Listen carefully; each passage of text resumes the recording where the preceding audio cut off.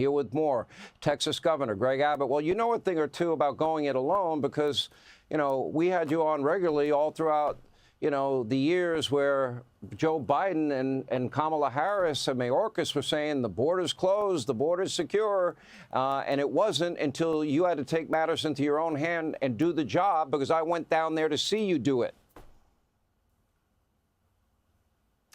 Well, listen, Sean, it's the same thing all over again, just in a different wrapper. What happened under the Biden administration is the Biden administration refused to enforce the law, and it led to chaos. Now we have these local states that are refusing to enforce the law, and we have chaos. Know this, and that is the president has the constitutional responsibility to enforce the laws of the United States, and those laws include the immigration laws. And the president has the authority to call up National Guard to assist in enforcing those laws. And that's exactly what the president is doing, and what Texas is doing. We're assisting the president in that cause. I want you to know, just moments ago, our National Guard, our elite National Guard in the state of Texas, began their deployment as they were loading on planes in Texas, boarding for flights to parts of the country where they will be able to safeguard ICE officials and other federal officials as they try to enforce the laws of the United States of America.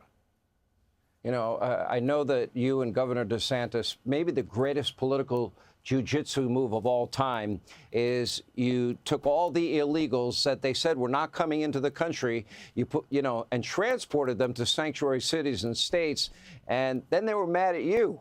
But yet they say they welcome everybody, and all you were doing was helping them achieve their goal. Let me get to a more serious issue.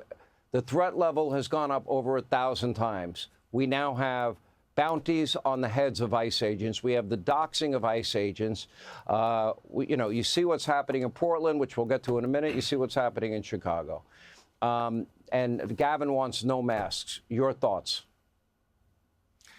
Listen, what you just articulated and what you have shown on your show already tonight are exhibits 1, 2, 3, 4, and 5 in a case at court showing exactly why, for one, the president needs National Guard helping out, but also for another, why these members of ICE, they need protection.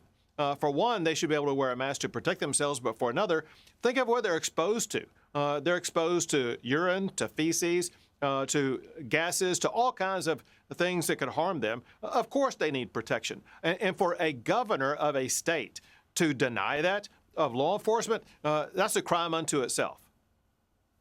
Well, Governor, you've been in the forefront in fighting this battle, making the country aware of it, and now we are at a point. Do you believe the words being used by Democrats, do you believe these words are putting fuel on a fire? Are they motivating people to commit acts of violence? Do you tie them together?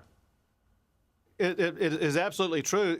Look, all these words have been used by the left over the course of just this year alone, has incited extraordinary violence. I believe it incited the assassination of Charlie Kirk.